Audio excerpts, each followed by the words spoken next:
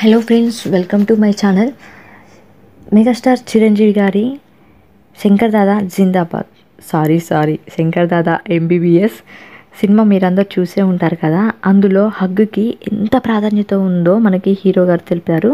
అయితే కౌగిలింతలలో ఎన్నో ఆరోగ్య ప్రయోజనాలు ఉన్నాయని పరిశోధనలు కూడా తేల్చేశాయి. ఆప్యాయతో కూడిన ఒక్క హగ్ ఎంత ఒత్తిడినైనా దూరం చేస్తుందని, మనసుకు నచ్చిన వారు ఆప్యాయంగా హగ్ తీసుకుంటే ఎలాంటి మానసిక ఆందోళనైనా పంచలవుతుందని అందరికీ తెలిసిందే.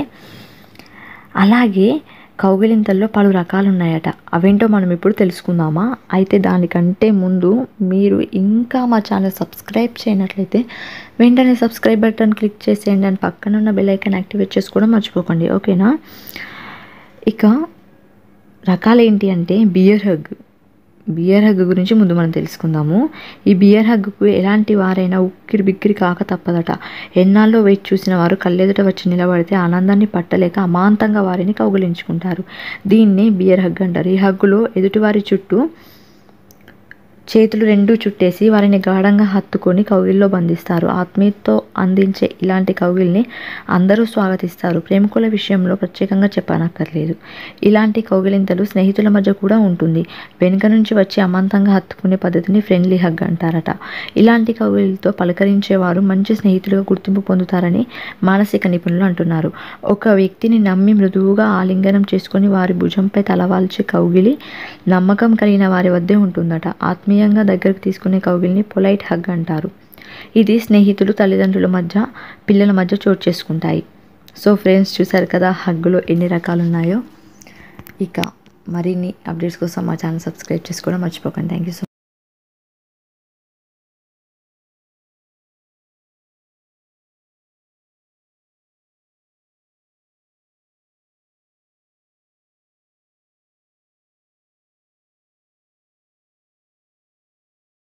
Hello friends, welcome to my channel.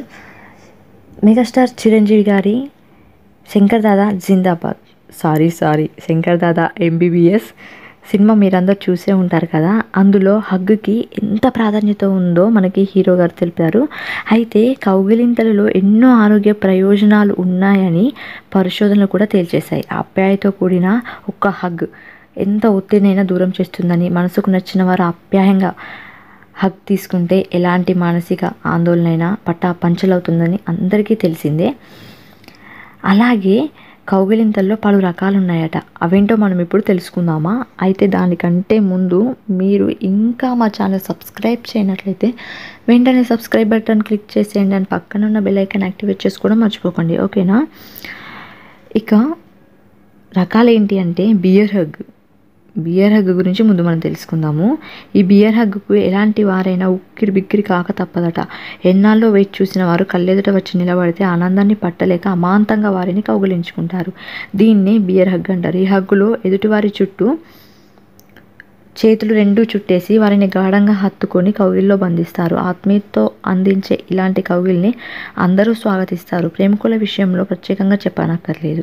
ఇలాంటి కౌగిలింతలు స్నేహితుల మధ్య కూడా ఉంటుంది. వెనుక నుంచి వచ్చి అమాంతంగా హత్తుకునే పద్ధతిని ఫ్రెండ్లీ హగ్ అంటారట. ఇలాంటి కౌగిలితో పలకరించేవారు మంచి స్నేహితులుగా గుర్తింపు పొందుతారని మానసిక నిపుణులు అంటున్నారు. ఒక వ్యక్తిని నమ్మి మృదువుగా ఆలింగనం చేసుకొని వారి భుజంపై తలవాల్చే కౌగిలి నమ్మకం కలిగిన వారి వద్దే ఉంటుందట. ఆత్మీయంగా దగ్గరకు తీసుకునే కౌగిల్ని పొలైట్ హగ్ అంటారు. ఇది స్నేహితులు, తల్లిదండ్రుల మధ్య, పిల్లల మధ్య చోటు చేసుకుంటాయి. సో ఫ్రెండ్స్, చూసారు కదా హగ్గులో ఎన్ని రకాలు ఉన్నాయో. ఇక మరిన్ని అప్డేట్స్ కోసం మా ఛానల్ సబ్స్క్రైబ్ చేసుకోవడం మర్చిపోకండి. Thank you so much.